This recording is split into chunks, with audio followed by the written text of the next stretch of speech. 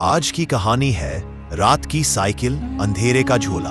रात के लगभग 11 बजे थे। गांव की सड़कें बिल्कुल सुनसान। हवा ठंडी थी पर किसी अजीब बेचैनी से भरी हुई।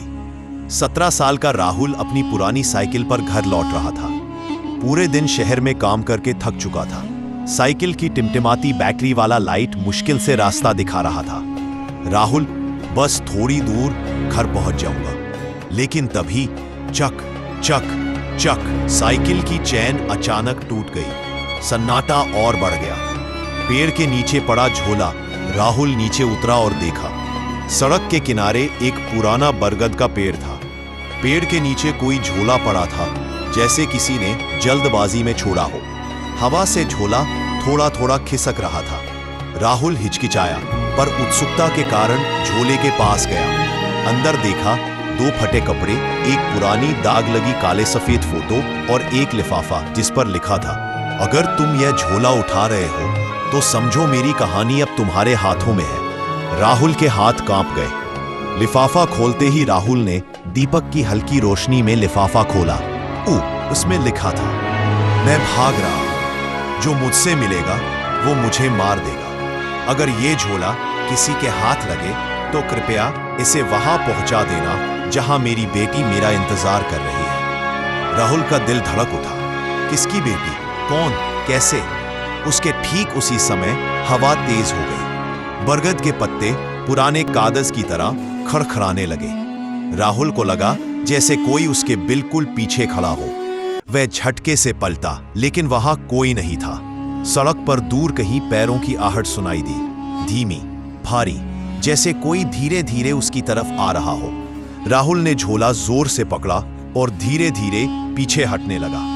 आवाज और करीब आ रही थी। डर के मारे वह बिना चैन वाली साइकिल को घसीटते हुए भागने लगा। हवा में किसी की फुसफुसाहट जैसी आवाज आई, रोक दो उसे। राहुल लगभग रोने लगा। उसने बिना पीछे देखे भागना शुरू किया। पुल के पास का रहस्य थोड़ी दूर एक पुराना पुल था। गांव वाले कहते थे, वहां रात में रुकना मत, अजीब चीजें होती हैं। राहुल वहां पहुंचा तो घबराहट से उसकी सांसें फूल रही थी। पुल पार करते समय अचानक झोले में से हल्की खड़खड़ाहट हुई, जैसे कोई अंदर हिल रहा हो। राहुल ने झोला जमीन पर रखा। यह आवाज अब ज्यादा साफ थी। उसने हिम्मत करके झोला खोला। अंदर कुछ भी नहीं हिल रहा था। फिर आवाज आई, मेरे पापा कहाँ है? राहुल डर के मारे उछल पड़ा। राहुल पुल के दूसरी तरफ पहुंचा तो उसे एक बूढ़ा आदमी मिला। टूटी चप्पलें, थकी आंखें। वह बोला, बेटा, वो झोला कहाँ मिला? राहुल डरा हुआ था। उसने कांपते हुए बताया। बूढ़े व्यक्ति ने आह भरी और कहा, मैं ही हूं उस झोले का मालिक। मुझे किसी ने मारा नहीं। मैं खलनायक से नहीं, अपनी ही गलती से भाग रहा था। राहुल चौंक गया। बूढ़ा बोला, मेरी बेटी मेरी वजह से घर छोड़कर चली गई थी। मैंने सालों तक उसे खोजा, लेकिन कभी मिला नहीं। झोला इसलिए। राहुल का मन शांत होने लगा, मगर दुख भारी था।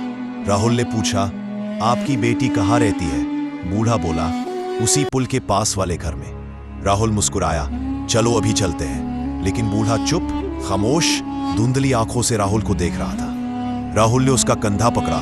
चलिए ना। बूढ़ा धीरे से बोला, बेटा, मैं तो 3 साल पहले ही मर चुका हूं। राहुल जम गया। उसकी रगों में सन्नाटा दौड़ गया।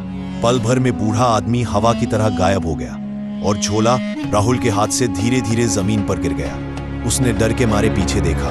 पुराना पुल, अंधेरा, हवा, बस वही। राहुल भागता हुआ अपने घर की तरफ निकल पड़ा और फिर कभी उस रास्ते पर रात में नहीं गया।